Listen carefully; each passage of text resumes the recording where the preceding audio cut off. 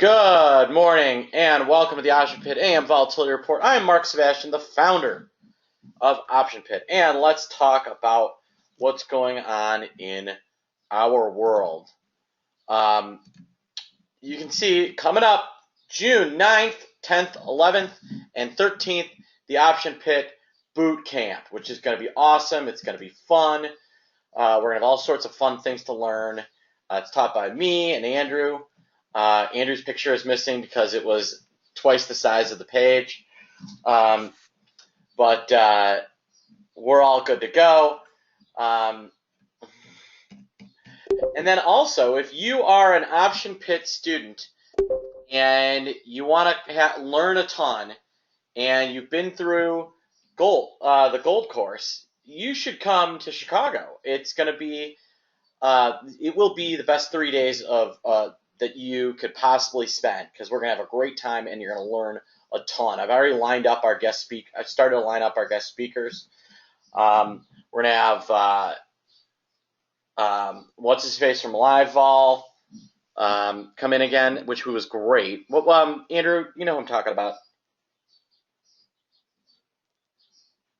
We're going to have Stefan? We're going to have one or Stefan two. Choi? What? Andrew? Stefan Choi? Yeah, we're going to have Stefan Choi come out. We're going to have Russell Rhodes. We're going to have a couple of my students. I'm going to bring in a couple of I'm going to bring in an order flow router. So Ben Lonergan's going to come and talk over lunch. It's going to be really interesting. So plan on being here. I'll bring in, yes, I'm going to bring in an SPX guy as well.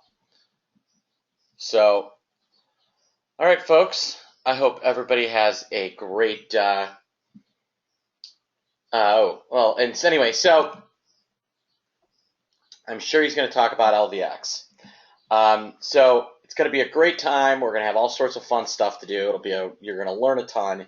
Go to optionpit.com/events to sign up. So now, with that out of the way, you got questions, you can email me, mark@optionpit.com. All right, and check out all that. So the market is down, and we're actually seeing the VIX threaten 14. I know, crazy, right? But if you look, June isn't moving nearly as much as the cash index is. I mean, that is just incredible. And it shows you that part of it's weekend, and part of it is just a failure of the futures to really buy into any of this. I mean, the fact that June expiration is not that close. It's the 17th. So if you think about it, that's a tight spread. The futures just are not buying into this whole Greek fear. I think we're going to need to see something proved. So, but in reality, VIX, when you account for the long weekend, maybe isn't as up as much as people would like to think. There's this whole weekend effect. So you're going to have people, the VIX is up 15%. It's really up $1.84 or 1.84%. Just don't forget that. There's not a lot going on. Little lift in the futures, but not a ton.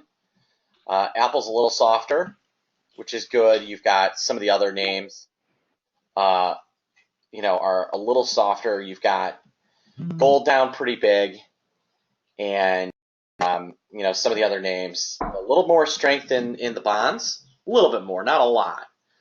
And SPY, still looking weak. If you're kind of tracking how much the futures are, how much the VIX is moving, and you're looking, you're going, well, at least it's a little afraid, but I think the way everything's lining up, this is a false sell-off, and if people were worried, you'd have a spread wider than 90 cents in the VIX futures. I'm sorry, you just would, and we're not seeing that. So until I see the futures react, I'm not reacting either. And I think that's the big takeaway, is that the futures aren't doing anything, even though the cash VIX is. So I would not be shocked to see this thing turn itself around. But just be aware, we're going to need a second day of follow through for anything to happen. Okay, folks, on that note, I hope everybody has a great morning. If you got questions, you can email me, mark@optionpit.com.